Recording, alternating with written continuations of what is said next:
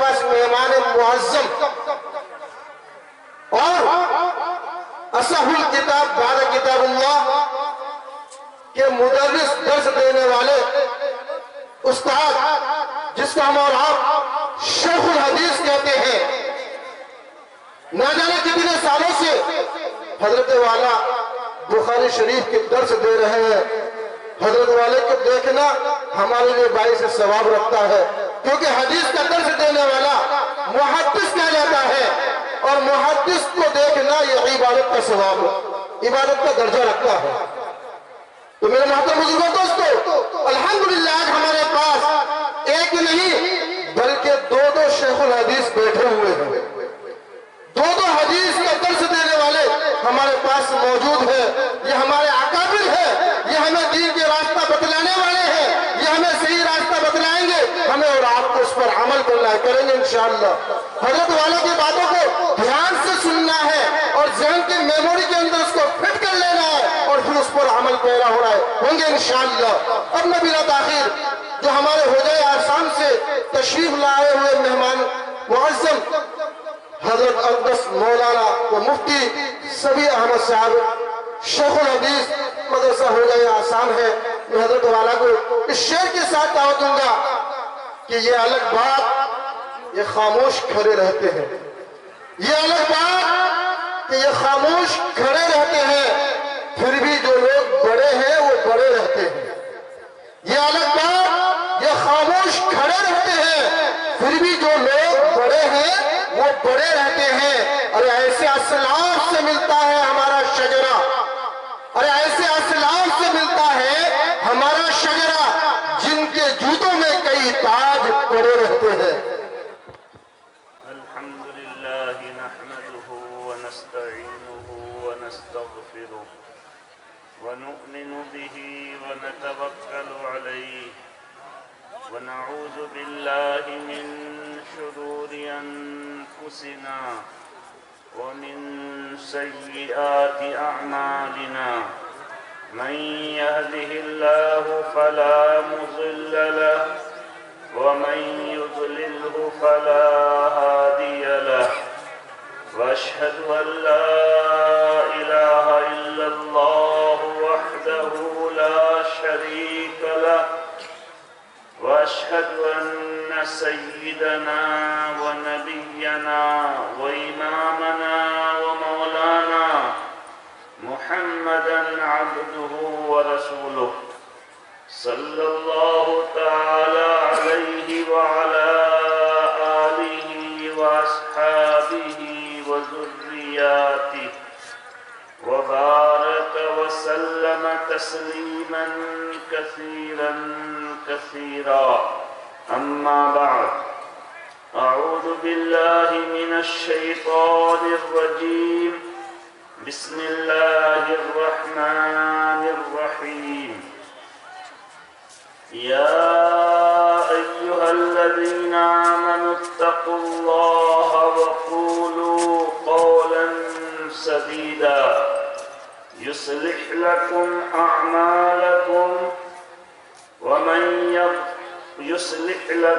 أعمالكم ومن يطع الله ورسوله فقد فاز فوزا عظيما.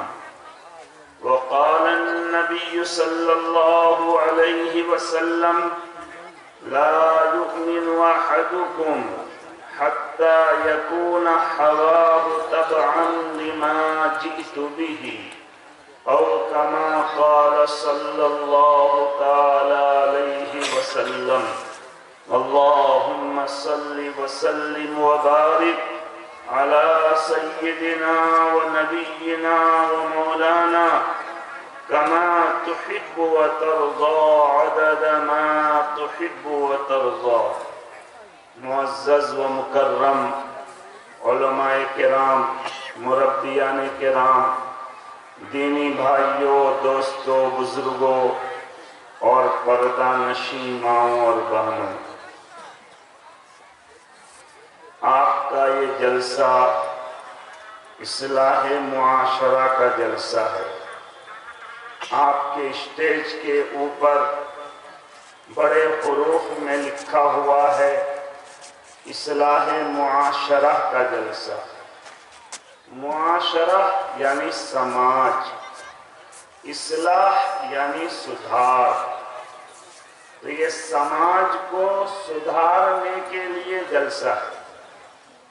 اب اگر خود جلسہ ہی صحیح طریقے پر نہ ہو، جلسہ ہی سدھار کا محتاج ہو، تو وہ جلسہ سماج کو کیسے سدھار سکتا ہے؟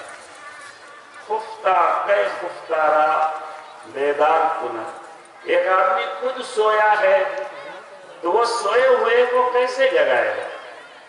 جلسہ ہی صحیح طریقے پر نہ ہو، شریعت اور سنت کے مطابق نہ ہو، تو اس جلسے سے سماج میں سدھار کیسے پیدا ہوگا؟ ہدایت کیسے پھیلے گی؟ ہم سب یہ بات سمجھ سکتے ہیں۔ اس لیے سب سے پہلی بات یہ ہے کہ جلسہ میں جو بہت سارے حضرات ویڈیو کر رہے ہیں، فوٹو تصویر کشی کر رہے ہیں، یہ تصویر کشی بلا ضرورت کے جائز نہیں، حرام ہے۔ جن علماء دیوبند کا ہم نام لیتے ہیں، جن کے نام پر ہم نعرہ لگاتے ہیں، ان علماء دیوبند نے تصویر کھینچنے کو چاہے موبائل ہی کے ذریعہ کیوں نہ ہو، اس تصویر کشی کو بھی جائز نہیں کہا۔ ہاں ضرورت ہے پاسپورٹ کے لیے، آئی کارڈ کے لیے، ویزا نکالنے کے لیے اور مختلف وجوہات، کچھ سیاسی معاملہ ہے، کوئی ایسا معاملہ ہے کہ آئندہ چل کر وہ فتنہ فساد کا ذریعہ بن سکتا ہے، اس لیے ہم نے سب کو ویڈیو میں جمع کر کے رکھا تاکہ آئندہ فساد کا ذریعہ نہ بنے۔ تو یہ سب ضرورت ہے، اس کی گنجائش ہے۔ بلا ضرورت کے ایک دینی جلسہ، دینی محفل میں تصویر کشی یہ کسی بھی طرح جائز نہیں۔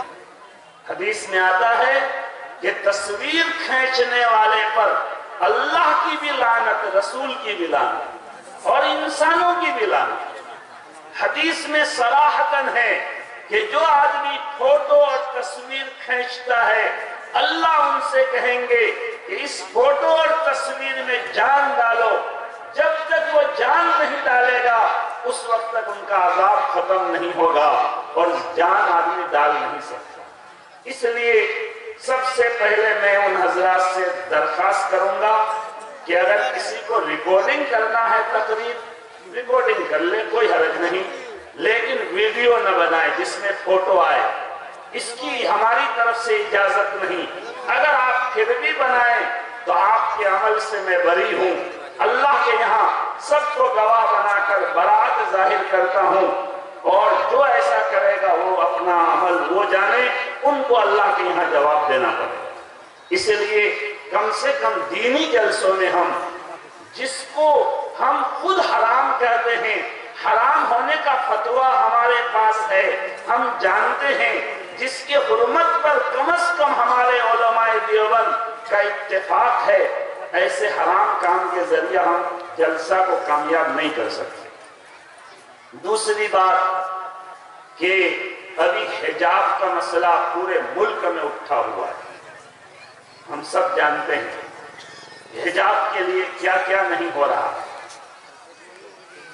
اور حجاب کی کتنی اہمیت ہے، لیکن ہمارے دینی جلسوں میں ہماری عورتیں کھلم کھلا مردوں کے ساتھ آنا جانا کریں اور اختلاط ہو، یہ میں نہیں سمجھتا کہ یہ ہدایت کا ذریعہ بنے۔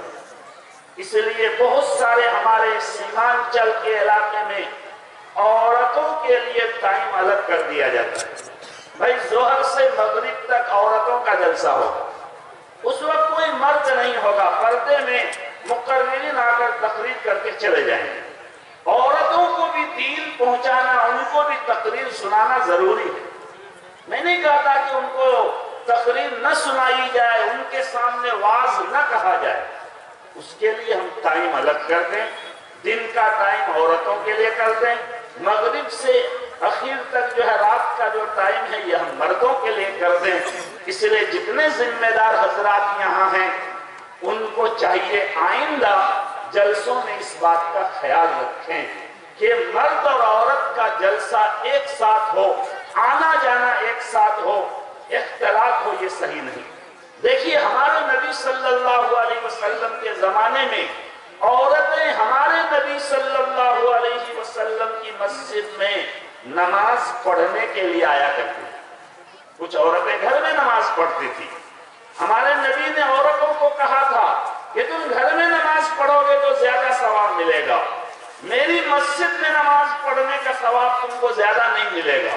پھر بھی عورتیں مسجد نبوی میں نماز پڑھنے آتی تھی، کیونکہ اس زمانے میں نماز کی کوئی کتاب لکھی ہوئی نہیں تھی. لوگ اللہ کے رسول کو دیکھ کر عورتیں بھی مرد بھی نماز سیکھتے تھے. پھر اللہ کے نبی کی زیارت، اللہ کے نبی کی صحبت، آپ کے پیچھے نماز پڑھنے کا شوق مردوں کی طرح عورتوں کو بھی تھا. اس لیے ہمارے نبی نے منع نہیں کیا. لیکن خلفائے راشدین کے دور ہی میں اس پر رکاوٹ ہو گئی.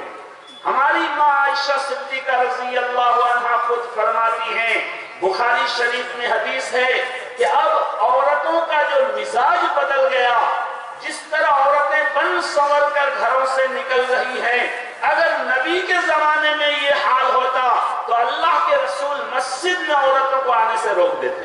یہ بخاری شریف کی حدیث ہے اور ام المومنین ماں عائشہ صدیقہ رضی اللہ عنہ فرماتی ہیں. چنانچہ حضرت عمر رضی اللہ عنہ نے اپنے دور میں رکاوٹ لگا دیا، منع کر دیا کہ عورتوں کے گھر سے مسجد میں آنے جانے میں فتنہ ہے. مسجد میں تو کوئی بڑا فتنہ نہیں ہے، مگر ہو سکتا ہے عورت گھر سے نکلے مسجد کے نام پر اور راستے میں کسی سے تعلق قائم کر لے، کسی سے بات چیت کرنے لگے، کسی سے کچھ کہیں اور چلی جائے. بہت سارے فتنے ہیں. راستے میں ہو سکتا ہے کوئی مرد ان کی طرف غلط نگاہ ڈال دے. اس لیے مسجد میں عورتوں کو جانے سے روک دیا گیا. کیوں؟ آنے جانے میں فتنہ ہے. تو بتائیے ان رات کے وقت میں جلسہ سے باہر ہر طرف میلہ ہے، میلہ سے باہر تاریکی اور اندھیرا ہے، تو ان عورتوں کے گھر سے پنڈال تک آنے میں فتنہ نہیں ہے.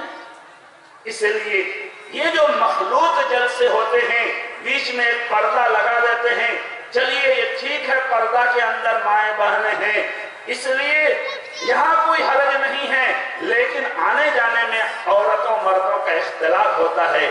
اسی راستے سے عورتیں آ رہی ہیں، مرد جا رہا ہے، آپس میں آنا جانا دیکھنا ہو رہا ہے.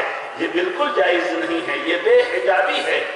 اس لیے ہمیں یہ بھی کوشش کرنی چاہیے کہ ہمارا جلسہ ایسا ہو کہ عورتوں کے لیے ٹائم شمع الگ ہو، مردوں کے لیے ٹائم الگ ہو.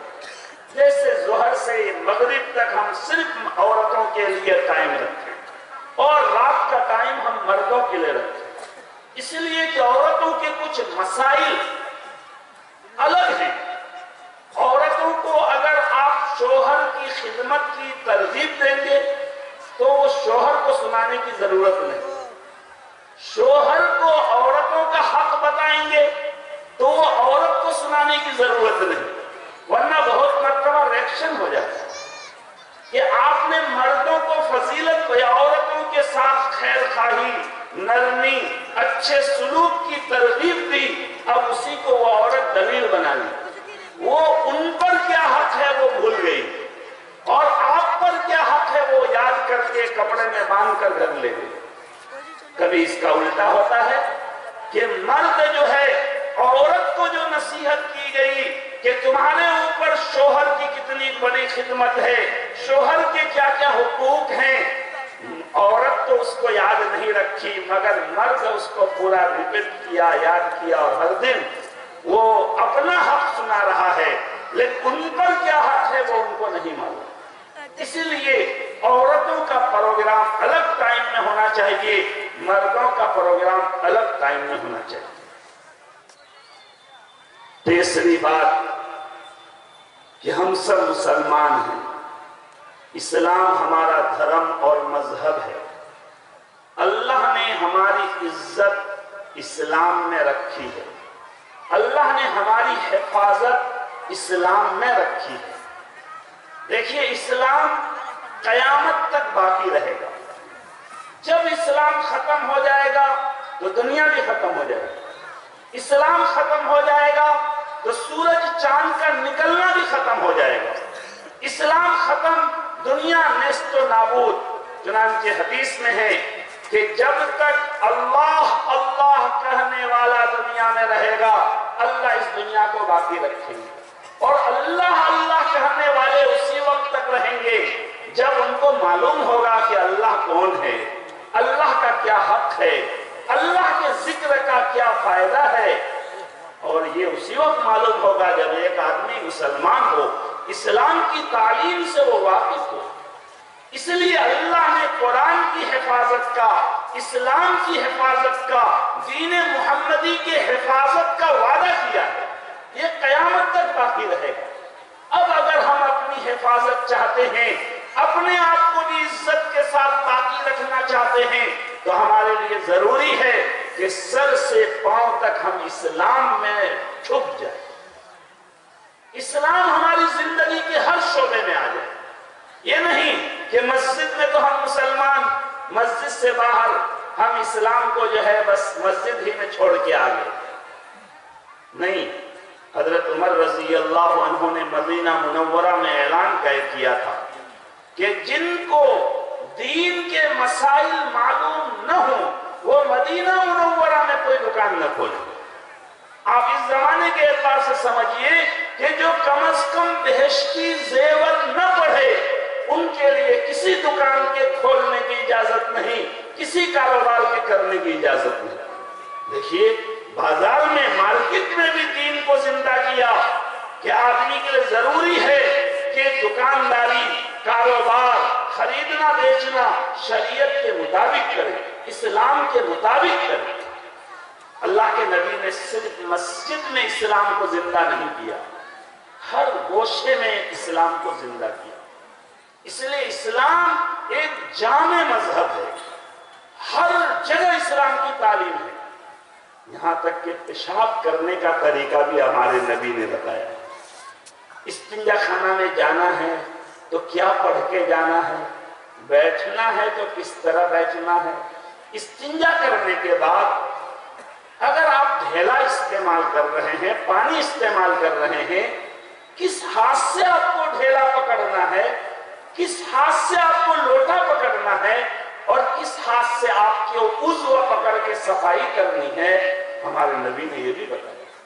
ڈھیلا اگر آپ لے رہے ہیں تو ایک ڈھیلا لینا ہے، دو لینا ہے، تین لینا ہے، آپ نے یہ بھی بتایا کہ کم سے کم 3 ڈھیلا استعمال کریں۔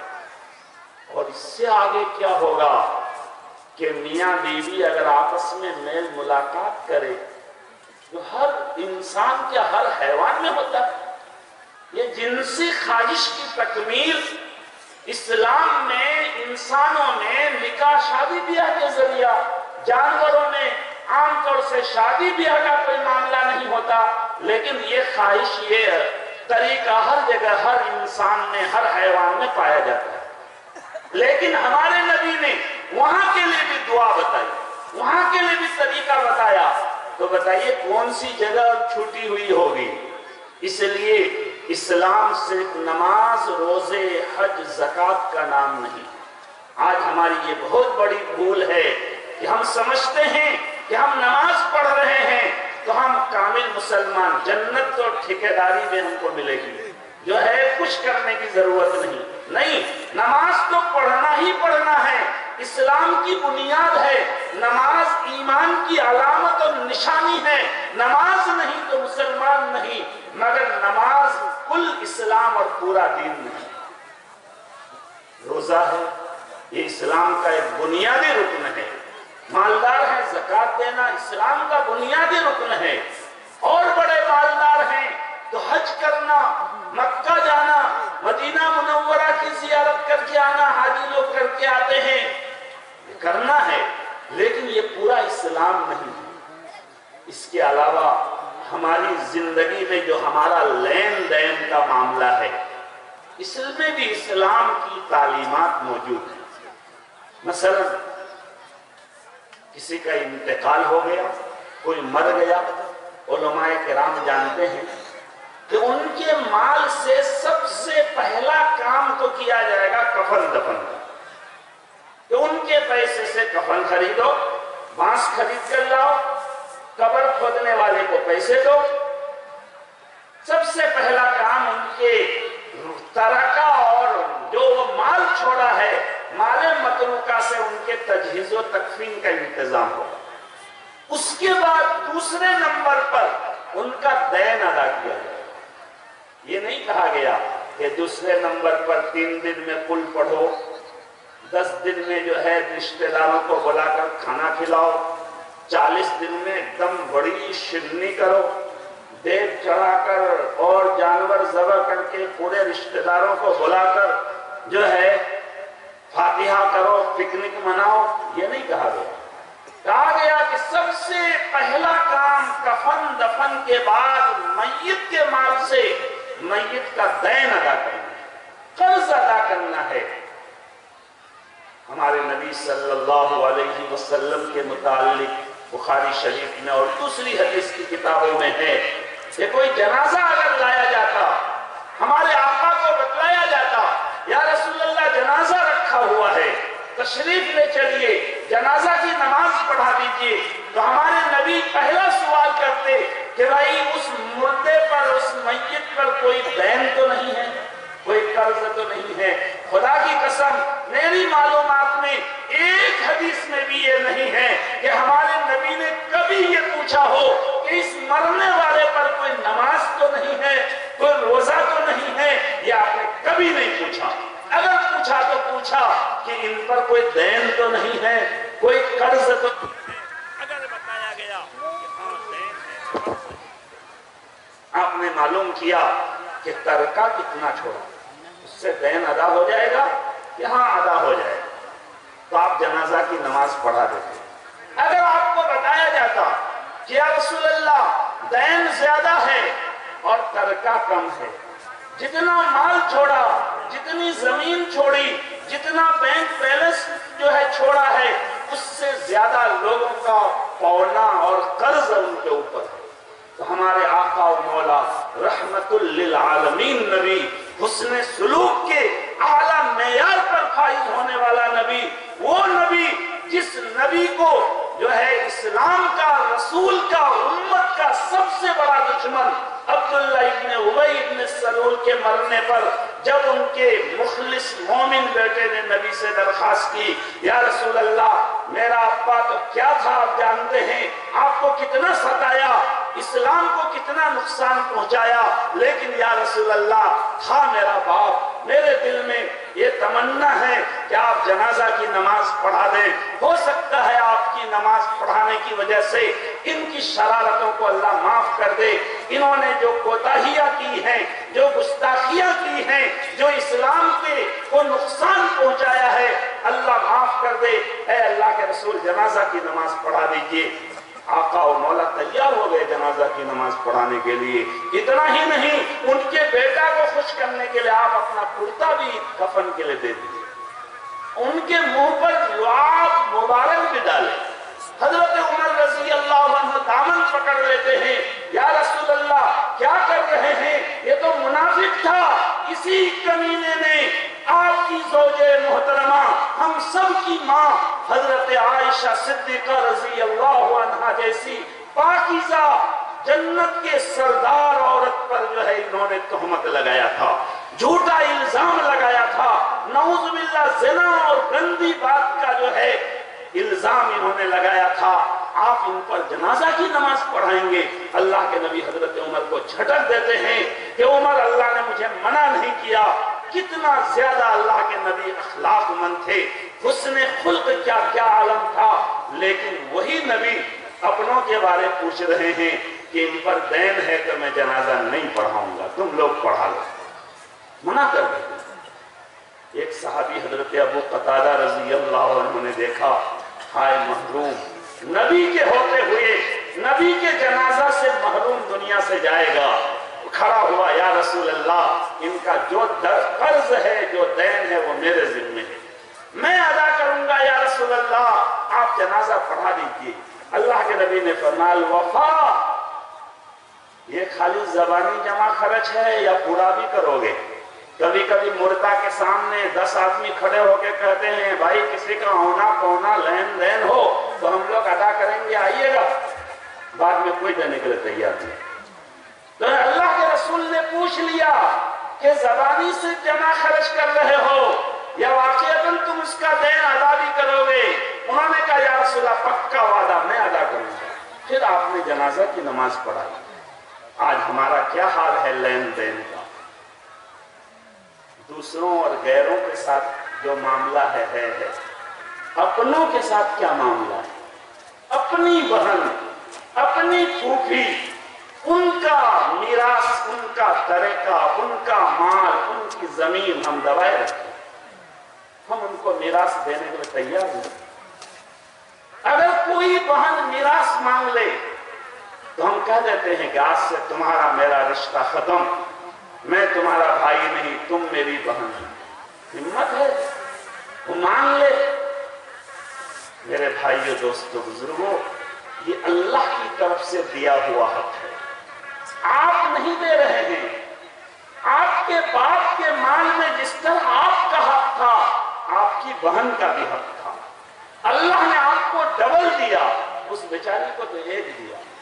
होना तो चाहिए कि वो बेचारी कमजोर है, औरत कमा नहीं सकती, बाहर जा नहीं सकती, फिर भी उनको आधा हिस्सा इस्लाम दे रहा है। भाई को डबल हिस्सा दे रहा है। क्यों? इसलिए कि भाई पर यह जरूरी है कि मीरास देने के बाद भी जिंदगी भर बहन का ख्याल रखे, जिंदगी भर बहन की फिक्र करे, बहन से जो है खबर खैरियत मालूम करते रहे, उनसे उसने सुलूक का मामला करते रहे। इसलिए भाई को डबल दिया गया कि तुम पर जिम्मेदारी डबल है। एक हिस्सा तो तुम्हारा है, ये एक हिस्सा में आधा तुम्हारा, आधा तुम्हारी बहन का। ये हम तुमको इसलिए दे रहे हैं कि जिंदगी भर माँ बाप की जगह में अब तुमको बहन को देखना है। अब वो अपना एक हिस्सा मांग रही है तो हम ऐलान कर देते हैं आज से तुम्हारा हमारा रिश्ता खत्म। नहीं, ये खुदाई हक है। खुदा की कसम, जिस तरह सूअर का गोश्त खाना हराम, जिस तरह शराब पीना हराम, जिस तरह पेशाब पीना हराम, जिस तरह गलाजत खाना हराम, इसी तरह से बहन का हिस्सा दबाकर भाई का खाना वो भी उसी तरह हराम। लेकिन आज हमारा क्या हाल है? हम लेन देन के मामले में कितने पीछे हैं। हम दूसरों से क्या छूट पाएंगे? हमारी फूफी और हमारी बहन से ही हम छूट नहीं पाएंगे। हदीस में आता है कि कयामत के मैदान में एक आदमी नेकियों का पहाड़ लेकर आएगा। नमाज, नमाज, नमाज, रोजा, रोजा, रोजा, जो है हज, उम्रा, बहुत नेकी, नेकियों का पहाड़ लेकर आएगा। अल्लाह के यहाँ उनकी बहन पहुंच जाएगी, उनकी फूफी पहुंच जाएगी, उनका नौकर पहुंच जाएगा, उनके रिश्तेदार पहुंच जाएंगे, उनके लेन देन मामला करने वाले दुकानदार पहुंच जाएंगे। सब जाकर दावा करेंगे कि अल्लाह हमारा हक इन्होंने नहीं दिया। वहां का सिक्का लाइजुल वक्त जो है रुपया और पैसा नहीं होगा। इस दुनिया में हम देखिए, यहाँ से आप 10 किलोमीटर दूर बॉर्डर पार कीजिए, बांग्लादेश जाइए, तो ये रुपया वहां नहीं चलेगा, वहां टाका चलेगा। वहां का टाका आप यहाँ नहीं लेंगे। वहां का अलग नोट है, यहाँ का अलग नोट है। अमेरिका का अलग है, सऊदी अरब का अलग है, दुबई का अलग है, हर जगह का अलग है। तो दुनिया और आखिरत का नोट एक कैसे हो जाएगा? वहां का नोट क्या होगा? अज्र और सवाब होगा या गुनाह लादा जाएगा। अल्लाह फरमाएंगे तुम्हारा क्या हक है? वो कहेगा हाय अल्लाह हमारा ये हक इनके जिम्मे है। अल्लाह फरमाएंगे ले जाओ इनकी इतनी इतनी नेकियां जो है, बड़ी बड़ी नेकियां उनके हुकूक के बदले में उनको दे दिए जाएंगे। वो लेके जाएगा, दूसरा आएगा, वो लेके जाएगा, तीसरा आएगा, वो लेके जाएगा। नेकियों का पहाड़ लेकर आया था, देख रहा है नेकी खत्म, हकदार खड़े हैं। अल्लाह हमारे हक मिले नहीं, इनका रुपया, इनका नोट तो खत्म हो गया। अल्लाह कहेंगे कि चलो तुम्हारे ऊपर अगर कुछ गुनाह है, तुम تمہارے جو گناہ اور معصیت ہیں، خطائیں ہیں، یہ ان پر لا دو۔ چنانچہ حق والے لا دیں گے اور تمام گناہوں کا بوجھ لے کر وہ جہنم میں جائے گا۔ اس لیے میرے بھائیوں، اللہ کے ساتھ اچھا عقیدہ رکھنا ہے، اللہ کی عبادت بھی کرنی ہے، لین دین بھی صحیح ادا کرنا ہے۔ بندوں کے حق کے معاملے میں ہمیشہ جو ہے آدمی کو چوکنا رہنا چاہیے۔ اللہ کے حق میں اگر کچھ کمی ہو جائے تو اللہ غفور الرحیم ہے، ایک قطرہ آنسو کا ٹپکائیں گے، اللہ تعالیٰ معاف کر دیں گے۔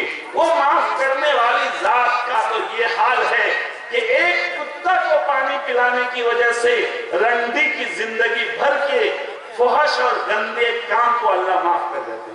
بخاری شریف میں واقعہ ہے۔ لہذا جو ہے اللہ تو بڑے غفور الرحیم ہیں، اللہ کے حقوق میں کوئی کمی کوتاہی ہو جائے تو وہ اللہ معاف کر دیں گے اگر توفیق مل گئی توبہ کرنے کی۔ لیکن اس لیے کسی کا گناہ کرنا کہ اللہ تو غفور الرحیم ہے، معافی مانگ لیں گے، پتہ نہیں معافی مانگنے کا موقع بھی ملے گا یا نہیں۔ حدیث میں بہت آسان نسخہ ہے کہ جس کا آخری عمل اچھا ہوگا وہ جنت میں جائے گا، اور یہ تو صریح حدیث ہے، من کان آخر کلامہ لا الہ الا اللہ دخل الجنہ، جس کی زبان سے اخیر میں لا الہ الا اللہ نکل گیا وہ جنت پہنچ جائے گا۔ اللہ ہم سب کو توفیق دے، سب لوگ کہیے لا الہ الا اللہ محمد الرسول اللہ۔ دعا کیجیے اللہ تعالیٰ اخیر میں یہ کلمہ ہماری زبان پر جاری کرتا ہے۔ بہت آسان نسخہ ہے،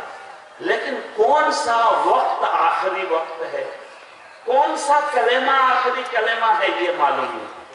حضرت قطب الارشاد ہمارے بزرگوں کے پیر حضرت گنگوہی نور اللہ مرقدہ نے ایک قصہ لکھا کہ دیکھو اللہ کا ذکر خوب کرو، کثرت سے کرو، اللہ کا ہر وقت نام لیتے رہو، تاکہ مرنے کے وقت اللہ کا ذکر تمہاری زبان پر چڑھے، اللہ کا نام تمہاری زبان پر جاری ہو جائے۔ اس لیے کہ مرنے کے وقت زبان پر وہی کلمہ جاری ہوتا ہے جس کلمہ سے آدمی کو بہت انسیت ہو جاتی ہے، جو کلمہ آدمی کی فطرت بن جائے وہ کلمہ مرنے کے وقت جاری ہوتا ہے۔ حضرت نے اس پر ایک قصہ لکھا ہے کہ ایک طوطا تھا، طوطا مینا ہم لوگوں کے یہاں ٹیاں کہتے ہیں، تو طوطا تھا، طوطا کو جو ہے اس کے مالک نے سکھا کر کچھ کلمات جو ہے وہ خود ادا کرتا، اللہ اکبر الحمدللہ خیریت سے ہیں، وہ طوطا بولتا تھا۔ لوگ جاتے طوطا کے پاس اور ان کی جو ہے سریلی آواز، میٹھی میٹھی بولیاں سنتے تھے، وہ ہمیشہ میٹھی میٹھی بولیاں بولتا تھا۔ ایک دن بلی نے طوطا پر حملہ کر دیا، اور جیسی بلی نے طوطا کے گردن میں منہ میں گردن لے کر دبایا تو طوطا سب سریلی بولی بھول گیا، ٹیں ٹیں ٹیں ٹیں چلانے لگا اور ٹیں ٹیں کرتے ہوئے مر گیا، کیونکہ ٹیں ٹیں کرنا یہ ان کی فطری آواز تھی، اور جو وہ سریلی آواز کچھ نکالتا تھا خیریت سے ہیں اللہ اکبر، یہ انہوں نے وہ بتکلف ادا کرتا۔ اس لیے ہمیں چاہیے کہ ہم ہر وقت اللہ کو یاد رکھیں، اللہ کو دھیان میں رکھیں، تو خدا کی قسم مرنے کے وقت بھی اللہ ہی یاد رہیں گے۔ جو آدمی لا الہ الا اللہ کثرت سے پڑھے گا تو وہ مرنے کے وقت ایٹومیٹک ان کی زبان پر لا الہ الا اللہ جاری ہو جائے گا۔ میرے استاد ہیں حضرت اقدس مفتی طاہر صاحب، سہارنپور کے محدث ہیں، مفتی ہیں۔ حضرت نے اپنی کتاب میں بھی لکھا، حضرت کی زبانی بھی میں نے سنا کہ میرے ابا، حضرت نے فرمایا میرے ابا کو چند کلمات جو ہے بہت پسند تھے، ہر وقت وہ ذکر میں یہی کلمات کہتے تھے، سبحان اللہ بحمدہ عدد خلقہ ورضا نفسہ وزینت عرشہ ومداد کلمات۔ یہ حدیث میں ذکر کے کلمات ہیں۔ ایک حدیث میں ہے کہ ایک دن اللہ کے نبی کہیں تشریف لے جا رہے تھے تو دیکھے کہ ماں جویریہ رضی اللہ عنہا، جو اللہ کے نبی کی زوج محترمہ، آپ کی بیگم بیوی صاحبہ تھی، وہ مصلی میں بیٹھ کر ذکر تلاوت میں، تسبیح میں، وظیفہ میں مشغول ہے۔ آپ چلے گئے کہیں، بہت دیر کے بعد آئے تو دیکھے وہ اسی طرح ذکر و تسبیح میں مشغول ہے۔ آپ نے ان سے پوچھا کہ جب میں گیا تھا اس وقت تم ذکر میں مشغول تھے کیا؟ بیچ میں لگاتار تم اسی طرح ذکر میں مشغول تھے؟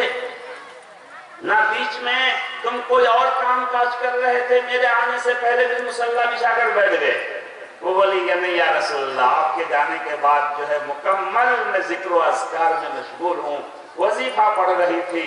ہمارے آقا نے فرمایا ہے جویریہ، اتنے لمبے وقت میں تم نے جتنا وظیفہ پڑھا، میں تمہارے یہاں سے جانے کے بعد صرف 4 کلمہ 3 مرتبہ میں نے پڑھا۔ خدا کی قسم، وہ 4 کلمہ 3 مرتبہ پڑھنا اگر ایک ترازو پر رکھا جائے اور تمہارے کئی گھنٹوں کا پورا وظیفہ ایک پڑھنے میں رکھا جائے تو میرے ان 4 کلمہ کو 3 مرتبہ پڑھنے کا وزن جو ہے تمہارے پورے وظیفہ کے وزن پر جو ہے بھاری ہو جائے۔ وہ یہ 4 کلمات ہیں، سبحان اللہ و بحمدہ عدد خلقہ ورضا نفسہ وزینت عرشہ ومداد کلماتہ۔ تو ہمارے حضرت استاد نے فرمایا کہ میرے ابا ہر وقت یہی ذکر کرتے تھے، تو جب جانکنی کا وقت شروع ہوا تو یہی کلمات پڑھتے رہے، یہاں تک کہ ان کی آواز بند ہو گئی تو میں نے کان لگا کر سنا تو یہی کلمات پڑھ رہے تھے اور یہی کلمات پڑھتے پڑھتے روح نکل گئی۔ ہائے اللہ، کتنا مبارک، کتنی مبارک موت ہے۔ اس لیے میرے بھائیوں، دوستو، بزرگوں، میں کہہ رہا تھا کہ اسلام صرف جو ہے اس کا نام نہیں ہے کہ ہم نماز پڑھیں، ایک طرف نماز بھی پڑھیں اور جھوٹ بھی بولیں، نماز بھی پڑھیں دھوکہ بھی دیں، نماز بھی پڑھیں دوسرے کا حق بھی دبائیں، تو یہ نماز کیسے ہمارے لیے نفع بخش ہوگی؟ لیکن اس کا مطلب یہ نہیں کہ یہ نماز چھوڑ دیں، یہ نماز تو پڑھتے رہنا ہے، ان جگہوں میں بھی سدھار کرنا ہے، ان گناہوں سے بھی اپنے آپ کو بچاتے رہنا ہے۔ یہ تو بہت بڑی بے وقوفی کی بات ہوگی کہ ایک نیکی کر رہے ہیں 4 نہیں کر رہے ہیں تو یہ بھی چھوڑ دیں، نہیں، یہ نیکی نیکی کو کھینچتی ہے، جتنا کر رہے ہیں اتنا تو کرتے رہنا ہے، کوشش کرنی ہے کہ دوسری نیکیاں بھی کرنا ہے، اللہ کا بھی حق ادا کرنا ہے، بندوں کا بھی حق ادا کرنا ہے، اپنے رشتہ داروں کا بھی حق ادا کرنا ہے، اپنے اڑوس پڑوس کا بھی حق ادا کرنا ہے۔ یا ایھا الذین آمنوا اتقوا اللہ، اللہ سے ڈرتے رہنا ہے، ہر وقت اللہ کو دھیان میں رکھنا ہے۔ وقولوا قولا سدیدا، ہر وقت صحیح بات بولنی، سچ بات بولنی ہے۔ اگر ہم ہمیشہ سچ بات بولیں گے تو اللہ آگے وعدہ کر رہے ہیں، جو اللہ رسول کی اطاعت کرتا ہے وہ کامیاب ہوتا ہے، اس کو فوز عظیم، بڑی کامیابی ملتی ہے۔ چنانچہ شاہ عبد القادر جیلانی رحمت اللہ علیہ، پیران پیر، بڑے ولی، بڑے بزرگ اور بڑے عالم، ہمارے بزرگوں میں چند ایسے بزرگان دین گزرے ہیں جو پیر پیراگی کے لائن میں، تصوف کے لائن میں بھی بہت اونچے تھے اور علم کے لائن میں بھی بہت اونچے تھے۔ انہی میں حضرت شیخ عبد القادر جیلانی رحمت اللہ علیہ، حضرت شیخ عبد القادر جیلانی رحمت اللہ علیہ کے بچپنا کا واقعہ بہت مرتبہ سنے ہوں گے کہ وہ پڑھنے کے لیے کہیں جا رہے تھے۔ اس زمانے میں اکیلا سفر آدمی نہیں کر سکتا تھا، ایک قافلہ کے ساتھ جو ہے اس بچے کو ان کی ماں نے بھیج دیا کہ یہ قافلہ چلو سہارنپور جا رہا ہے کاروبار کرنے کے لیے، یہ بچہ بھی جائے گا اور سہارنپور کے مدرسے میں داخلہ لے کے جو ہے پڑھائی پڑھ کے آئے گا، دین سیکھ کر آئے گا۔ چنانچہ ماں نے 40 اشرفیوں کو سونے کے 40 سکے کو ان کے آستین میں سل دیا تاکہ یہاں پتہ نہ چلے۔ راستے میں اس قافلہ پر ڈاکوؤں نے حملہ کیا، جن کے پاس جو کچھ تھا سب لوٹ مار کر لے لیا۔ یہ بچہ تھا، سب نے سوچا کہ بچے کے پاس تو مال ہوگا نہیں، جو بڑے لوگ ہیں انہی کے پاس پیسے ہوگا، ہم لوگ سفر میں جاتے ہیں تو ہمارے جیب میں پیسہ رہتا ہے، ہمارے بچوں کو اگر کوئی پیسہ دیتا بھی ہے گھر سے نکلنے، وہ بھی ہم ٹرین میں چڑھنے سے پہلے ان سے لے لیتے ہیں کہ بیٹا دے دو، گھر میں جا کے لے لینا، جو ہے ہم تمہارا پیسہ رکھ دیتے ہیں۔ تو یہ حالات ہیں، گارجن کے پاس پیسہ رہتا ہے، سب نے سوچا کہ بچے کے پاس تو نہیں ہے، لیکن ایک ڈاکو نے سوچا پوچھ لیں۔ کہا ارے بابو تمہارے پاس کچھ ہے؟ کہاں ہے؟ کیا ہے؟ کہا 40 اشرفی ہے۔ تو اس ڈاکو نے کہا کہ مذاق کیوں اڑا رہا ہے، یہ بچہ اس کے پاس 40 اشرفی کہاں سے ہوگی؟ خیر وہ جا کے دوسرے سے تذکرہ کیا، اس نے اس سردار سے تذکرہ کیا، ڈاکوؤں کا جو سردار تھا، کہ ایک بچہ ہے، وہ بچہ ایسا ایسا کہہ رہا تھا۔ وہ ڈاکو کا سردار جو ہے کہا چلو ان سے تحقیق کرتے ہیں۔ آیا، آگے کہا کہ تمہارے پاس کچھ ہے؟ کہاں ہے؟ کیا ہے؟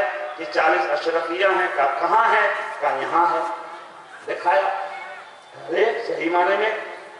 پھر سردار نے کہا کہ بیٹا ہم کو تو پتا نہیں تھا کہ تمہارے پاس اتنا بڑا مال ہے، ہم نے جتنا مال لوٹا ہے اکیلا تمہارے پاس اتنا مال ہے، اگر تم نہیں بتاتے تو ہم کو معلوم نہیں ہوتا، تم نے آخر کیوں بتایا؟ تو انہوں نے کہا کہ میری ماں نے یہ نصیحت کی تھی نکلتے وقت کہ بیٹا جھوٹ مت بولو۔ اس لیے میں کیسے جھوٹ بول سکتا تھا؟ میں نے سچی بات بتا دی۔ حدیث میں آتا ہے صدق ینجی، سچائی انسان کو نجات دیتی ہے۔ سچ بات بتا دی، اس کا اثر ڈاکو پر ایسا ہوا کہ ڈاکو کے سردار رونے لگا کہ یہ اپنی ماں کی نصیحت کا اتنا خیال، ایک معصوم بچہ، نابالغ بچہ اپنی ماں کی نصیحت کا اتنا خیال رکھتا ہے، ہم اتنے جو ہے لمبے ترنگے جوان ہو کر اپنے اللہ کے حکم کو توڑ رہے ہیں، اللہ کے بندوں کو ستا رہے ہیں، جو ہے حرام مال، لوگوں کا مال لے کر ہم جو ہے اپنی زندگی گزار رہے ہیں۔ ان کے دل پر اثر ہوا، چنانچہ وہ وہیں پر توبہ کریں کہ آئندہ ہم جو ہے کبھی ڈکیتی نہیں کریں گے۔ تمام ڈاکو توبہ کر لیے، ولی بن گئے، نیک بن گئے، متقی بن گئے۔ کیوں؟ ایک بچے کے سچائی کی وجہ سے۔ آج ہم اپنے بچوں کو کیا سکھاتے ہیں؟ خود سکھاتے ہیں جھوٹ، کہ بیٹا جھوٹ بولو۔ کوئی آیا، ہم گھر میں ہیں، ہم کو ملنا نہیں ہے، تو بیٹا کو سکھا کر بھیجتے ہیں کہ جا کے کہہ دو ابا نہیں ہے، حالانکہ ابا خود کہہ رہا ہے۔ اب وہ بیٹا جا کے کہہ رہا ابا نہیں۔ اب اس بیٹے کے دل میں تو یہ آ گیا کہ جھوٹ بولنے میں کوئی حرج نہیں، ابا گھر میں موجود تھے، لیکن ابا نے ہم کو سکھایا کہ بیٹا کہہ دو ابا نہیں ہے۔ اب وہ سمجھ جائے گا کہ جو جھوٹ بولنے میں کوئی حرج نہیں۔ سب سے پہلے کل اپنے گھر سے جو ہے دودھ کے اوپر سے ملائی اٹھا کے کھا لے گا۔ اماں پوچھے گی یار کون ملائی کھایا؟ کہنا میں نے نہیں کھایا، سب کہا میں نے نہیں کھایا۔ کیوں بولے گا؟ اماں نے تو اماں سکھائی تھی جھوٹ بولنے میں کوئی حرج نہیں، اب وہ اماں سے کیوں جھوٹ نہ بولے؟ اس کے بعد ایک وقت ایسا آئے گا کہ دوسرے کا انڈا بھی چوری کر کے لائے گا، اور اسی طرح گل محمد بڑا ڈاکو بن جائے گا۔ تو میرے بھائیو دوستو بزرگوں، اسلام صرف نماز روزے کے اہتمام کا نام نہیں ہے۔ ہم اپنے سماج کو سدھارنا چاہتے ہیں تو ہم اپنے اندر 100% اسلام کو جاری کریں، ہمارا لین دین ٹھیک ہو، ہم اپنی بہنوں کا حق ادا کریں، اپنے بھائیوں کا حق ادا کریں۔ اگر کسی کی زمین ہمارے پاس ہے، ہم جانتے ہیں کہ ہم آلی کاٹ کر ان کی زمین کو اپنی زمین کے اندر شامل کر لیے ہیں، ہم جانتے ہیں کہ یہ زمین حقیقتاً ان کی ہے، ہم نے غلط قبضہ کر لیا ہے، ہم اللہ کو جو ہے حاضر ناظر سمجھ کر یہ یاد رکھیں یہ دنیا آخری دنیا نہیں ہے، یہ تو جو ہے ایک عمل کی جگہ ہے، اس عمل کا حساب ہونے والا ہے آگے کی دنیا میں۔ اس لیے ہم سچ بولنے والے ہیں، سچائی پر قائم رہیں، سچائی پر قائم رہیں گے، سچ بولیں گے تو اللہ تبارک و تعالی ہم کو سچائی کے راستے سے نجات دے گی۔ میرے بھائیو دوستو بزرگوں، آج ہم خود سدھرنا نہیں چاہتے، پورے سماج کو سدھارنا چاہتے ہیں، بہت مشکل کام ہے۔ ہر آدمی کہہ رہا ہے کہ آپ پہلے کیجئے۔ ابھی ہمارے کل ہی رات میں کچھ دوست و احباب بیٹھے تھے، مذاق میں بات چھڑ گئی کہ بھائی شادی تو 4 اسلام میں کرنا صحیح ہے، وہ بھی ایک قصہ سے مسئلہ چھڑا۔ ایک دوست نے قصہ سنایا کہ ایک آدمی نے کسی عالمہ سے شادی کر لی، اس عالمہ نے پہلے ہی کہہ دیا، شوہر بھی عالم تھا کہ دیکھو شادی تو کریں گے لیکن شریعت کے مطابق زندگی گزارنی ہے، ہر کام اسلام شریعت کے مطابق ہوگا، یہ منظور ہو گیا۔ شادی کے بعد اب عورت لڑکی کہنے لگی کہ میں آپ کے ماں باپ کی خدمت نہیں کروں گی۔ شریعت میں آپ پر ماں باپ کی خدمت ہے، مجھ پر نہیں ہے۔ ظاہر ہے میرے ماں باپ ہیں تو مجھ پر خدمت ہے، میری بیوی پر نہیں ہے کہ وہ میرے ماں باپ کی خدمت کرے۔ اگر وہ کر رہی ہے تو مجھ پر احسان کر رہی ہے، میرے کام میں وہ بیچاری ہاتھ بٹا رہی ہے۔ تو مسئلہ بیان کی کہ میں ماں باپ کی خدمت، آپ کے ماں باپ کی خدمت نہیں کروں گی، میں جھاڑو نہیں لگاؤں گی، میں کھانا نہیں پکاؤں گی، میں ایک ساتھ نہیں رہوں گی، مجھ کو الگ مکان میں رکھیے، میرا گیس چولہا الگ کھینچیے، میں اپنا کھاؤں گی اپنا رہوں گی۔ بڑا مسئلہ ہو گیا۔ اب گھر ٹوٹنے کو ہوا۔ جو ہے ماں باپ تو سوچے تھے کہ عالمہ بہو آئے گی، خوب خدمت کرے گی، معاملہ الٹا ہو گیا۔ تو اس شوہر کا ایک دوست تھا، وہ بہت سمجھدار تھا، ان سے انہوں نے مشورہ کیا کہ کیا کریں۔ کہا بہت آسان طریقہ ہے، سب ٹھیک ہو جائے گا، مجھے دعوت دو ایک دن۔ کہا بھائی کل ہی آؤ، ابھی چلو، دعوت تمہاری ہے، جو کھاؤ گے وہ کھلاؤں گا، میری مصیبت دور کرو۔ وہ پہنچ گیا گھر میں، پردے میں بھابھی صاحبہ کو بلایا۔ کہا بھابھی صاحبہ مجھے بڑی خوشی ہوئی، آپ جو ہے اس شرط کے ساتھ نکاح اور شادی کے لیے تیار ہوئے ہیں کہ اسلام اور شریعت کے مطابق زندگی آپ گزارنا چاہتی ہیں، ماشاءاللہ ہر کام شریعت کے مطابق، مسئلہ کے مطابق کرنا چاہتی ہیں، اس سے بڑی خوشی ہوئی۔ لیکن میرے دوست بتا رہے ہیں کہ آپ کہہ رہی ہے کہ آپ ساس سسر کی خدمت نہیں کرے گی۔ کہا نہیں مولانا صاحب آپ بتائیے میرے اوپر ہے یا ان پر ہے؟ کہا نہیں ہے تو ان پر۔ کہا میرے ذمہ ہے کھانا پکا کے ساس سسر کو میں کھلاؤں؟ کہا نہیں تمہارے ذمہ تو نہیں ہے۔ کہا کہ ہاں یہی میں کہتی ہوں کہ اسلام پر چلو، شریعت پر چلو۔ تو مولانا نے کہا آپ صحیح کہتی ہے، میرے پاس ایک لڑکی ہے، ان کے لیے بھی شریعت اجازت دیتی ہے کہ 4 شادی کریں، لہذا دوسری شادی جو ہے میں ان کی کرا رہا ہوں، اور وہ لڑکی ساس سسر کی پوری خدمت کرے گی۔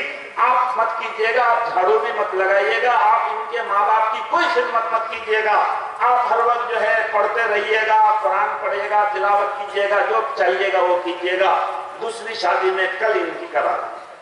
یہ بھی تو اسلام کا کی اجازت ہے، اسلام کا حکم ہے۔ وہ فوراً کہنے لگے نہیں نہیں ایسا مت کیجیے، اچھا میں سب کام کروں گی، میں سسر کو کھانا بھی پکا کے کھلاؤں گی، ساس کی خدمت بھی کروں گی، سب تیار ہو گئی۔ یہاں سے بات چھڑی۔ اب ہنسی مذاق میں بات آ گئی کہ بھائی یہ بھی تو ایک سنت ہے کہ 2-3 شادی کی جائے، بہت ساری بیچاری مطلقہ بیوہ پڑی رہتی ہے، اس سنت پر عمل کرو۔ تو سب کہہ رہے ہیں ہاں عمل کرنا چاہیے، تو آپ شروع کیجئے۔ وہ کہتا آپ شروع کیجئے، وہ کہتا آپ شروع کیجئے۔ تو کیسے یہ سنت پر عمل ہوگا؟ کوئی خود شروع کرنے کے لیے تیار نہیں۔ یہی حال ہے کہ ہم سماج کو سدھارنا چاہتے ہیں مگر خود سدھرنا نہیں چاہتے ہیں۔ اس لیے میرے بھائی دوستو بزرگوں، ہم سب اپنے آپ کو سدھار لیں۔ میں خود اپنے آپ کو کہہ رہا ہوں، میں خود نیت کرتا ہوں کہ انشاءاللہ میں 100% شریعت کے مطابق چلوں گا، میں اپنے گناہوں سے توبہ کروں گا، میں اپنا خود حساب کتاب اپنا کروں گا کہ میں کتنا دین پر چلتا ہوں، کتنا جو ہے میں غلط کرتا ہوں۔ میں تقریر کے بعد خود اپنا حساب لوں گا کہ میں تقریر اللہ کو سنانے کے لیے کیا تھا یا واہواہی کے لیے کیا تھا، شاباشی کے لیے کیا تھا۔ ہمارے بزرگوں نے اللہ الصمد کیسے کیسے اکابر تھے۔ حضرت اسماعیل شہید رحمت اللہ علیہ جامع مسجد دلی میں ایک مرتبہ واعظ محفل قائم ہوئی، جلسہ ہوا، سینکڑوں ہزاروں لوگ آئے۔ حضرت کا بیان جادو بیان ہوتا ہے۔ جیسے ہمارے علاقے میں حضرت مولانا مشیر احمد صاحب اس علاقے میں آتے تھے تقریر کرنے، حضرت مولانا جعفر صاحب جو ہے رات رات تقریر ہوتی تھی، کوئی اٹھتے نہیں تھے۔ تو اسماعیل شہید رحمت اللہ علیہ تقریر کیے 3 گھنٹے تک، کوئی چوں بھی نہیں کیا۔ تقریر ختم ہو گئی، دعا ہو گئی، لوگ جانے لگے۔ ایک دیہات کا آدمی جو ہے کانپتے کانپتے پہنچا اور کہا حضرت جی میں گھر سے کی نکلا، تانگا ملا نہیں، پیدل آیا، واز ختم ہو گیا، میں تو سن نہیں پایا۔ حضرت نے فرمایا کہ بابا کوئی بات نہیں، گھبرا مت، میں تم کو بھی واز سناؤں گا، بیٹھو۔ ان کو بیٹھائے، اس ایک آدمی کو حضرت نے پھر 3 گھنٹہ تقریر سنا۔ ایک دم اسی طرح جس طرح سے پورے مجمع کو سنایا تھا۔ بعد میں خادموں نے کہا حضرت آپ کو تو بہت بوریت ہوئی ہوگی، مجمع ہو تو کچھ کہنے میں اچھا بھی لگے، ایک آدمی پر تقریر کیسے ہوگی؟ حضرت نے کہا الحمدللہ کوئی فرق نہیں ہوا، مجمع کو جب تقریر سنایا تھا اس وقت بھی اللہ ہی کے لیے سنایا تھا، اس ایک آدمی کو جو سنایا وہ بھی اللہ ہی کے لیے سنایا، اس لیے میرا دونوں کام اللہ کے لیے تھا، میرا اللہ سن گیا، میرا اللہ خوش ہو گیا، میں کامیاب ہو گیا۔ دیکھیے تو محاسبہ ہم بھی کریں گے، آپ بھی کریں، ہم سب عزم لے کر اٹھیں کہ انشاءاللہ ہم اپنے آپ کو سدھار لیں گے، ہر آدمی اپنے آپ کو سدھار لے تو پھر اس صورت میں پورا سماج ہمارا سدھر جائے گا۔ ہر آدمی اپنے بارے میں عزم کر لے کہ میں بالکل کامل مکمل نمازی بھی بنوں گا، روزے دار بھی بنوں گا، اور اللہ کا حق بھی ادا کروں گا، بندوں کا بھی حق ادا کروں گا، تو بہت آسانی سے پورا سماج شریعت پر چلنے والا بن جائے۔ انشاءاللہ کریں گے کہ نہیں بھائی؟ کون کون آج سے جو ہے کبھی نماز نہیں چھوڑیں گے؟ آپ بتائیے۔ الحمدللہ۔ اچھا، اگر آپ میں سے کوئی ابھی تک اپنی بہن کا حق ادا نہیں کیا ہے میراث میں، تو کون آج ہی ہو سکتا ہے ان کی بہن مہمانی میں آئی ہو جلسہ کے نام پر، جا کے کہے یہ بہن تمہارا اتنا حق ہے، کل چلو امین لا کر میں ناپ کر تمہاری زمین تم کو الگ کر دیتا ہوں؟ کون کون ہے جو کہے؟ ہاتھ اٹھائیے۔ ماشاءاللہ ماشاءاللہ، اللہ قبول فرمائے۔ آپ میں سے کون کون ہیں کہ ہم جا کر یہ حساب کریں گے کہ ہمارے اوپر اگر کسی کا حق ہے، فرض ہے، تو ہم ضرور ادا کریں گے، خود ادا کریں گے، چاہے مانگنے والا مانگتے مانگتے تھک کر وہ مانگنا ہی چھوڑ دیا ہے، لیکن ہم ادا کریں گے۔ ادا کرنے کی اگر ہمارے اندر وسعت نہیں ہے تو ان کا ہاتھ پاؤں پکڑ کے معافی مانگیں کہ بابا معاف کر دو، میرے پاس وسعت نہیں ہے، اللہ کے یہاں مجھ سے جو ہے پکڑ مت کرنا، میرا مواخذہ مت کرنا۔ کون ہے کہ انشاءاللہ جو ہے اللہ کا بھی حق ادا کریں گے، بندے کا بھی حق ادا کریں گے؟ ہاتھ اٹھائیے۔ ماشاءاللہ۔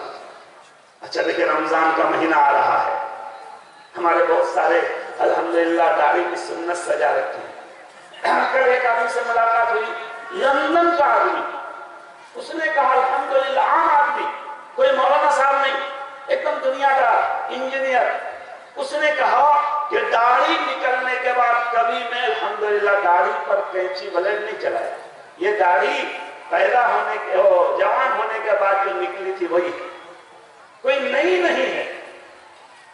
انگلینڈ میں لوگ، امریکہ میں لوگ، فرانس میں لوگ داڑھی رکھ رہے ہیں، اور ہم جو ہے الحمدللہ یہاں ایک ماحول ہے، داڑھی رکھنا کوئی مشکل کام نہیں ہے، پھر اس کے باوجود ہم جو ہے داڑھی نہیں رکھتے۔ کون کون ہے کہ انشاءاللہ داڑھی رکھنے کا عزم لیں گے؟ ماشاءاللہ۔ یہ دیکھیں ہمارے جوان سب بھائی، علماء کرام کی محفل ہے، آپ ہاتھ اٹھائیں، انشاءاللہ داڑھی رکھیں گے یا نہیں؟ اللہ کو حاضر ناظر سمجھ کر، شادی نہیں ہوئی تب بھی داڑھی رکھیں گے، اللہ اچھی سے اچھی بیوی دلائیں گے، نیک بیوی دلائیں گے، خدا نہ خواستہ موت آ جائے گی تو نبی کی سنت دار جو ہے سر سے چہرے پہ سجی رہے گی، نکیر منکر بھی ہم کو پھنسانے سے ڈریں گے کہ یہ نبی کی سنت لی آیا ہے۔ اس لیے میرے بھائیوں دوستو بزرگوں، آپ وعدہ کر رہے ہیں انشاءاللہ اپنے آپ کو سدھار لیں گے تو سماج سدھر جائے گا۔ اب اخیر میں مجھے حکم ہوا، ظاہر ہے جلسہ ہوتا ہے تو یہ ایسے ہی تو اسٹیج اور پنڈال نہیں بنا ہے، اس کے پیچھے اخراجات ہیں، کچھ مقصد ہے کہ مسجد کا کام کرنا ہے۔ آپ حضرات یہاں جمع ہوئے ہیں، میرے بعد میرے استاد محترم، ان تمام علماء کرام کے بڑے، مادر علمی دارالعلوم دیوبند کے نائب محتمم استاد حدیث حضرت مفتی راشد صاحب دامت برکاتہم العالیہ تشریف لا رہے ہیں۔ خدا کی قسم وہ یہاں 5 منٹ بیٹھیں، آپ ان کی زیارت کر کے چلے جائیں تو ان کی زیارت کرنے سے آپ کو انشاءاللہ اتنا ثواب مل جائے گا کہ میری 1 گھنٹہ کی تقریر میں، اور بہت مرتبہ جو ہے ہمارے 1 مہینے کی عبادت میں بھی ہو سکتا ہے وہ ثواب میں ملے۔ ایک ساتھ صحبت با اولیاء بہتر 80 سالہ طاعت جاریہ حضرت تشریف لائے. اس سے پہلے آپ کو میں قصہ سنا رہا ہوں, دل سے سنیے, 2 کان متوجہ کر کے سنیے. 2 کان اللہ نے اس لیے نہیں دیا ہے کہ ایک سے سنے اور دوسرے سے نکال دیں. 2 کان اس لیے دیا ہے کہ پورا غور سے سنیے. ایک مرتبہ ایک آدمی کو شوق پیدا ہوا تقریر سن کر. حدیث میں ہے کہ من بنا للہ مسجدا بنا اللہ لہ بیتا فی الجنہ, جو اللہ کے لیے دنیا میں مسجد بنائے گا اللہ ان کے لیے عالی شان محل جنت میں بنائیں گے. ان کو شوق ہوا کہ میں ایک مسجد بناؤں تاکہ مجھ کو بھی جنت میں محل ملے. اچھا, آج کل تھوڑا سا ہم لوگوں میں کسی کو پیسہ ہو جاتا ہے نا تو سوچتا ہے کہ گاؤں سے نکل کر الگ تھلگ مکان بنا, بس میری باؤنڈری میں اور کوئی نہ رہے. پہلے تو یہ نہیں تھا, آج کل یہ ہو رہا ہے. یہ جو ہے الگ, ہر آدمی الگ رہنا چاہتا ہے, الگ تھلگ, اپنی باؤنڈری, اپنا مکان بس. پہلے تو ایسا تھا, آج بھی آپ کے گاؤں بستی میں ایک کے گھر پر دوسرے کا گھر, دوسرے کے گھر پر تیسرے کا گھر, جو ادھر ان کا گھر, ادھر سے ہماری گلی. تو اسی طرح ان کو شوق ہوا کہ جنت میں بھی مجھے اپنا الگ تھلگ مکان ملے. تو سوچا کہ چلو ایک مسجد میں اکیلے بنا دوں گا تو مجھے اکیلے محل مل جائے گا, اس محل میں اور کوئی دوسرا نہیں رہے گا. تو انہوں نے ایک عالم سے, بزرگ سے کہا کہ حضرت جی مجھے ایک مسجد بنانی ہے, کوئی جگہ ہے؟ کہاں؟ ہاں بھائی, کہاں غریب علاقہ ہے, بنا دو. ہمارے ادارہ فیض القرآن ٹھکری باری کی ماں کے ذریعہ سے علاقے میں کتنی مسجدیں بنی, اور بھی علماء کرام بناتے ہیں. تو اس طرح کوئی نہ کوئی تیار ہو جاتا ہے کہ میں پوری مسجد اکیلا بنا دوں گا. وہ تیار ہو گیا کہ میں اکیلا جو ہے پوری مسجد بنا دوں گا. کہا بہت اچھی بات ہے. کہا شرط ہے کسی دوسرے سے چندہ نہیں لیں گے, بس میرا ہی پیسہ اس مسجد میں لگے گا اور کسی کا نہیں لگے گا. کہا بہت اچھا. چنانچہ مسجد کی تعمیر شروع ہو گئی, مسجد بن کر تیار ہو گئی, مسجد کا افتتاح بھی ہو گیا. وہ اللہ سے بہت دعا کیا, اللہ تیری رضا کے لیے جنت میں ایک محل کے لیے مسجد بنایا ہے, 10 لاکھ روپیہ خرچ کیا ہوں تاکہ جنت میں محل مل جائے. اے اللہ دنیا میں کچھ بشارت سنا دیجئے, خواب دکھا دیجئے کہ میری مسجد قبول ہو گئی اور مجھے جنت میں میرے لیے محل تیار ہو گیا. چنانچہ رات میں خواب دیکھا کہ عالی شان محل بنا ہوا ہے. کسی نے پوچھا کن کا محل ہے یہ؟ کہا یہ تمہارا محل ہے. دیکھا اسی محل کے قریب میں اور ایک عالی شان اسی طرح کا محل ہے, باؤنڈری ایک ہی ہے. کہا یہ محل کن کا ہے؟ کہا ایک محل فلاں بڑھیا کا ہے. بڑھیا کا نام لیا کہ بڑھیا کا یہ محل ہے. اور آنکھ کھل گئی. ان کو بڑی خوشی ہوئی کہ چلو اللہ کے یہاں مسجد قبول ہو گئی, اللہ نے محل بنا دیا. لیکن مسئلہ تھا, میرا شوق تھا کہ میرے باؤنڈری میں کوئی محل نہ ہو, یہ بڑھیا کا محل کہاں سے آ گیا؟ چنانچہ انہوں نے فوراً مولانا صاحب کو بلایا کہ مولانا صاحب آپ کو میں نے کہا تھا کسی سے چندہ وندہ نہیں لینے کا, میں پورا پیسہ دوں گا, آپ نے پھر دوسرے سے کیوں چندہ لیا؟ کہنا بھائی ایک پیسہ کسی سے نہیں لیا. کہا کسی بڑھیا سے ضرور لیے ہیں. کہنا نہیں لیا. اس کے بعد وہ کہا اچھا چلیے مستری لوگوں کو بلائیے, ٹھیکیدار کو بلائیے. بلایا, بھائی تم لوگ کسی سے کچھ لیے تو نہیں ہو؟ کوئی سیمنٹ کا بورا لا کے دے دیا ہو, کوئی اینٹ لا کے دے دیا ہو؟ کہنا نہ کسی سے کچھ نہیں لیے. کہا کسی بڑھیا نے کچھ دیا تھا؟ کہا نہیں, یہ بڑھیا جو مسجد کے قریب میں ہے ان کے گھر سے ڈول مانگ کے لاتے تھے, بالٹی. اسی لیے کہ بہت مرتبہ ایسا ہوتا ہے کہ ایک آدمی 1 کروڑ کا بلڈنگ بنا رہا ہے مگر کودال قریب والے سے مانگ کے لائے. اللہ کے بندے کودال میں خرید کے لے آؤ. کہا نہیں, ہر دن کودال مانگ رہا ہے. 1 کروڑ کی بلڈنگ بنانے میں جو ہے وہاں پر پیسہ وغیرہ کچھ نہیں, مگر ایک کودال خریدے گا نہیں, مانگے گا ہر دن. یہ ایک انسانی فطرت ہے. کبھی کبھی آدمی بھول بھی جاتا ہے, سستی. ہر دن بازار جاتے ہیں, کودال خریدنے کا یاد ہی نہیں رہتا ہے. تو خیر وہ بڑھیا سے ڈول مانگتے تھے. کہا اچھا یہی بات ہے. کہا چلو بڑھیا کون ہے؟ کہا یہ بڑھیا ہے. گئے ان کے گھر میں. کہا اماں جان آپ کے پاس ڈول ہے؟ کہاں بیٹا ہے؟ کتنا ہے؟ کہا ایک ہی ڈول ہے, یہی ہے, اسی میں پانی بھرتی ہوں, اسی میں کپڑا دھوتی ہوں. کہا مسجد کے کام کے لیے کس ڈول کو دیتے تھے؟ بیٹا اسی ڈول کو دیتا تھا. کیوں کام ہے, ضرورت ہے تو لے جاؤ. کہا نہیں ضرورت نہیں ہے, ڈول مجھے خریدنا ہے. کہنا بیٹا میں ڈول بیچوں گا نہیں, بیچوں گی نہیں. کہا نہیں اپنا خریدنا ہے, کتنا دام لینا ہے؟ 1000 روپیہ, 2000, 5000, 1 لاکھ, 1.5 لاکھ, 2 لاکھ, 3 لاکھ, 5 لاکھ, 7 لاکھ. دام بڑھاتے 10 لاکھ تک پہنچ گئے. اما 10 لاکھ روپے لے لو یہ ڈول دے دو. انہوں نے سوچا کہ ڈول خرید دوں گا تو باؤنڈری کا دونوں محل میرا ہو جائے گا. ایک محل تو ڈول کے بدلے میں ملا ہے. چنانچہ جو ہے تب وہ بڑھیا بولی کہ بیٹا خواب سے تم ہی نہیں دیکھتے ہو، کوئی اور بھی دیکھتا ہے. اللہ نے تم کو خواب دکھایا، مجھے بھی دکھایا. 10 لاکھ کیا 10 کروڑ میں بھی یہ ڈول میں بیچ نہیں سکتی. میرے بھائیوں، اخلاص کے ساتھ ایک ڈول جو ہے مسجد کے کام میں دینے کی وجہ سے اللہ نے ان کے لیے اسی طرح کا محل بنا دیا. اس لیے علماء نے کہا ہے پوری مسجد بنانے میں بھی اللہ جنت میں عالی شان محل بنائیں گے.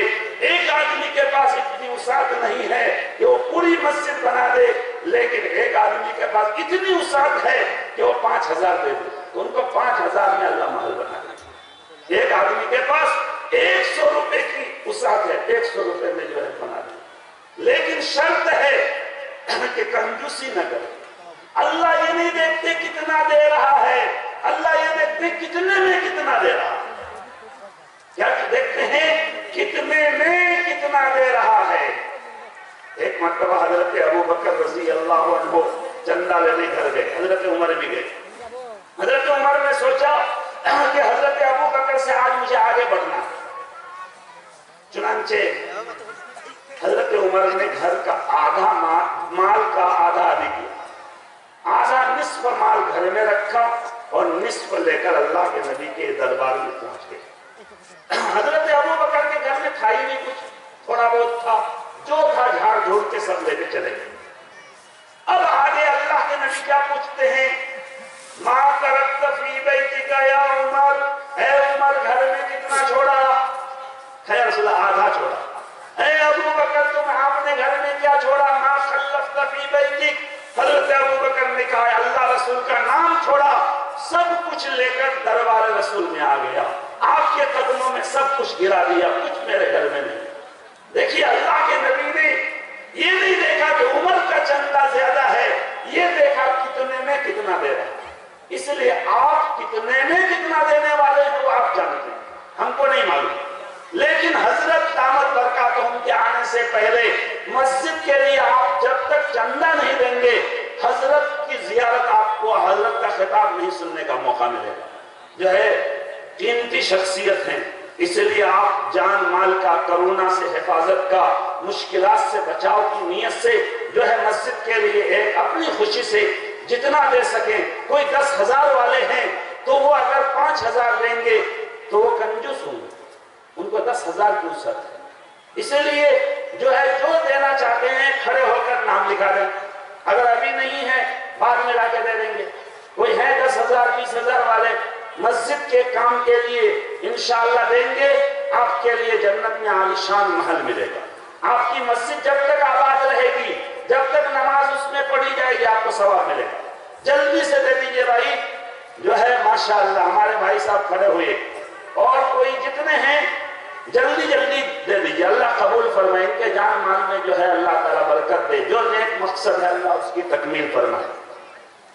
جلدی جلدی بھائی کھڑے ہو جائیے. آپ کو تو سال آ جائے بھائی، سب کو آ جائے. نام لکھا سکتے ہیں ابھی ماشاءاللہ بوری کے لیے. زینت کی بوری جس نیت سے آپ دینا چاہتے ہیں دے دیجئے. اگر ابھی ساتھ نہیں ہے تو نیت جو ہے آپ بعد میں دے دیجئے گا. نام لکھا دیجئے. نام لکھا دیجئے.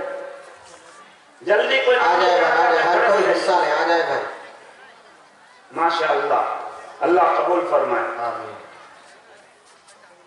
جن کے پاس جو نقد ہے آگے جلدی سے دے دیجئے. آ جائے بھائی، آ جائے. دے کر اپنی جگہ بیٹھ جائیے، دے کر ادھر ادھر مت جائیے. رومال لے کے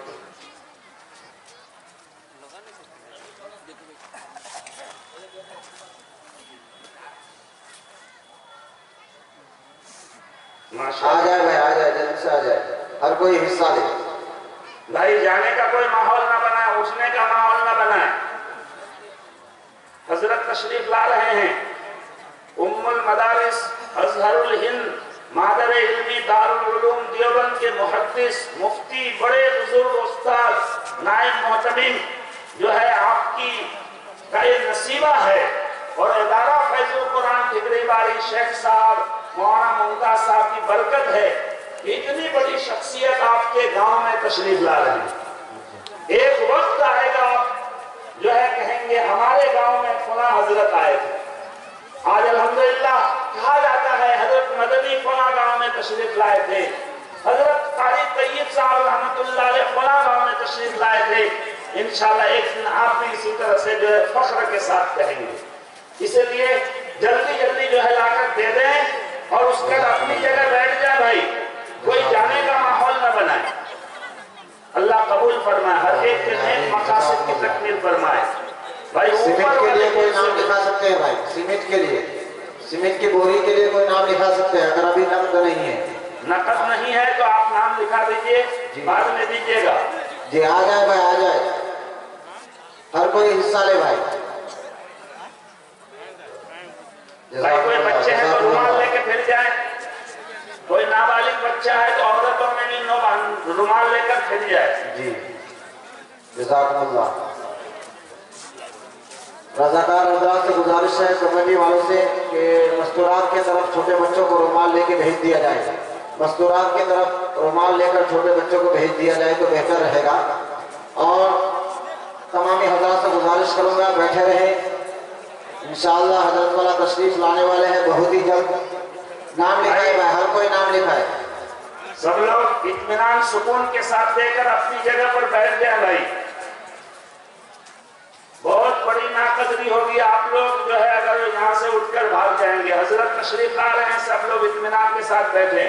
دیکھیے جتنے علماء کرام ہیں نا وہ ایسی عالم نہیں بنے ہیں، 8-8 گھنٹے 10-10 گھنٹے 2 زانوں ان کو بیٹھنا پڑا ہے۔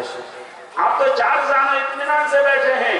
یہ اپنے استاد کے سامنے ہلنے میں بھی سوچتے تھے کہ ہلیں گے تو کہیں بے ادبی نہ ہو جائے، کہیں جو ہے بیٹھنے میں حضرت اس طرح نہ دیکھ لیں کہ حضرت کو کوئی ناگواری ہو جائے۔ اس طرح سے جو ہے 8-8 10-10 گھنٹے میں بیٹھ کر پھر یہ علماء بنے ہیں۔ ایسے ہی نہیں کہا جاتا ہے کہ عالم کا سونا جو ہے جاہل کے جاننے سے بہتر ہے، یہ کوئی غلط بات نہیں ہے، ایسی ان کے لیے فضیلت نہیں ہے۔ اس لیے ایک دن آپ کے لیے بیٹھنے کا موقع ملا ہے، سیکھنے کی نیت سے بیٹھیے۔ ہمارا جو ہے واعظ سننا یہ بھی نیک کام ہے، ثواب کا کام ہے۔ امام احمد ابن حنبل رحمت اللہ علیہ اور بعض بزرگوں نے کہا امام محمد رحمت اللہ علیہ کا واقعہ ہے، انہوں نے فرمایا انما العلم من المہد الی اللحد، کہ علم سیکھنے کا زمانہ ماں کے گود سے قبر تک جانے تک ہے۔ ایسا نہیں ہے کہ آپ یہاں پر بیٹھیں گے ایسی آپ کو علم حاصل ہوگا، علم سیکھنے کی نیت سے بیٹھیں گے۔ کسی نے کہا فَإِنَّ الْعَمَلِ، اگر جو ہے ماں کے گود سے قبر تک ہم علم ہی سیکھیں گے تو عمل کب کریں گے؟ امام احمد ابن حنبل رحمت اللہ علیہ نے فرمایا انما علمنا هو العمل، ہمارا علم سیکھنا یہی عمل ہے، ہمارا علم سیکھنا اللہ کے لیے ہے۔ علم سیکھنے کا زمانہ الگ، عمل کا زمانہ الگ نہیں۔ ایک مطلب ہے علم سیکھنا ہی عمل ہے، اور دوسرا مطلب ہے دونوں ہمارا ساتھ ساتھ چلتا ہے، علم بھی سیکھتے ہیں عمل بھی کرتے ہیں۔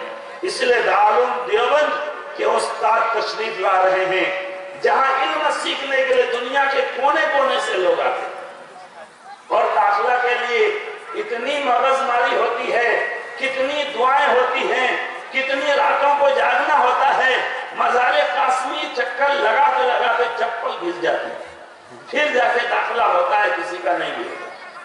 ایسی عظیم درسگاہ کے نائب محتمم محدث عظیم تشریف لا رہے ہیں، اس لیے ان کی ناقدری نہیں ہونی چاہیے۔